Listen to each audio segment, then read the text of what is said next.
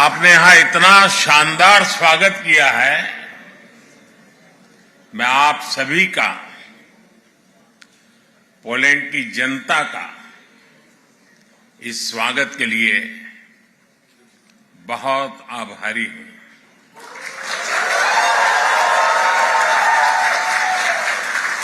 And that you see here, these are the latest visuals coming in from Warsaw.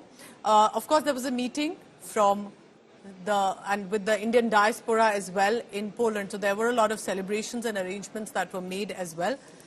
अहम स्मारकों पर जाकर श्रद्धांजलि दी। इनमें से एक स्मारक वारसो में गुड महाराज स्क्वायर नवानगर के महाराजा जाम साहब का है, जबकि दूसरा स्मारक कोल्हापुर के महाराजा का है। इन दोनों ही महाराजाओं ने द्वितीय विश्व युद्ध के दौरान पोलैंड के हजारों शरणार्थियों को भारत में पनाह दी थी।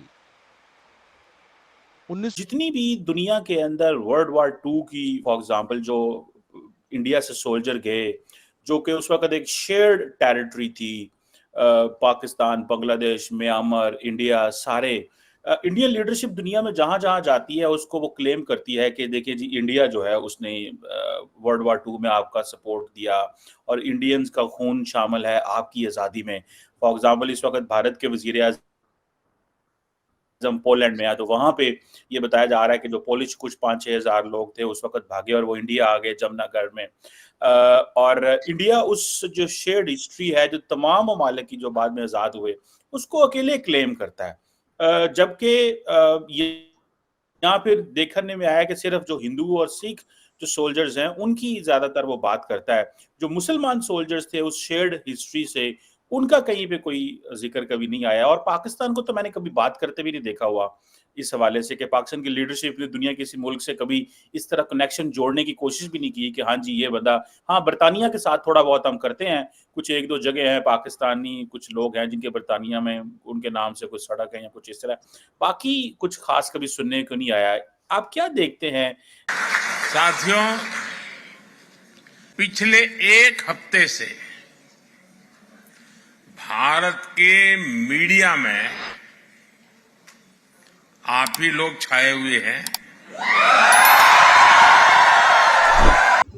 गाइस, आपको भी पता होगा कि हमारा देश इंडिया जो अपना देश है वो कितनी ज्यादा हिस्ट्री में बहुत बड़े थे और कितना ज्यादा हमारा कंट्रीब्यूशन था।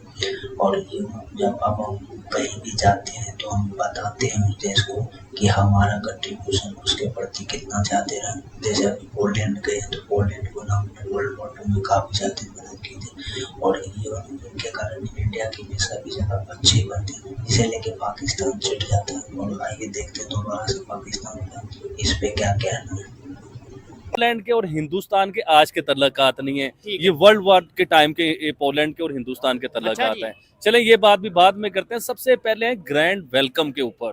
प्राइम मिनिस्टर नरेंद्र मोदी का किस तरह उधर वेलकम हुआ। देखें, जरूरी नहीं है कि पोलैंड के कोई ऑफिशियली लोगों ने बहुत बड़े ढोल धमाकों से उनका वेलकम कर दिया। मैं हमेशा वेलकम उसे मानता हूँ जो आपके अपने लोग आपको वेलकम करें दूसरी कंट्री के बीच में। आपने देखा हिंदुस्तानी कम्युनिटी, उसमें बच्चे भी हैं, औरतें भी हैं, जवान भी हैं, बूढ़े भी हैं। उन्होंने प्राइम मिनिस्टर नरेंद्र मोदी का जिस तरह वेलकम किया, कोई हाथ मिला रहा है, कोई गले मिलना चाह रहा है। ये बात बिल्कुल गलत है कि ये जो है वो इंडिया क्लेम करता है, वो सिर्फ हिंदू या सिखों का नाम लेता है। ऐसी कोई बात नहीं है। मेरे नोटिस में ये कभी नहीं आया। वो अगर बात करते हैं तो इंडियंस की करते हैं कि इस फ्रंट पे इंडियन लोग जो हैं, हिंदुस्तानी लोग जो है वो मारे गए। अब इसमें 2-3 चीज़ें जो है ना वो बड़ी इम्पॉर्टेंट है।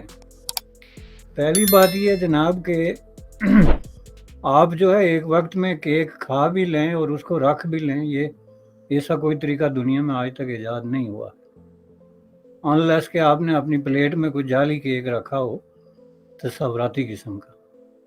अब या आप अपने आप को तस्लीम कर रहे हैं कि आप आज से 70 साल पहले इंडियन थे और आपकी जो एक्टिविटीज़ थी, आपके जो कामकाज थे, आपकी जो अचीवमेंट्स थी, फेलियर्स थे, वो भी इंडियन के तौर पे थे। यानी उसमें आप इंडियननेस को अपने अंदर सबसे पहले तस्लीम करेंगे तो फिर आप अपनी लेगेसी या अपनी कोई विरसा है तो उसके पीछे कोई क्लेम करेंगे।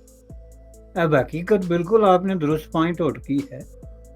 دوسری جنگ عظیم میں بہت بڑی تعداد میں جو ہے جو لوگ گئے شہید ہوئے اس میں بہت بڑی تعداد میں جو ہے وہ مسلمان بھی شامل تھے. خود میرے اپنے فیملی جو ہے میرے دادا اور ان کے بھائی دونوں وہ جو ہے ساؤتھ ایسٹ ایشیا کی اس میں ہانگ کانگ اور سنگاپور وغیرہ میں ان کی شہادت ہوئی دوسری جنگ عظیم میں.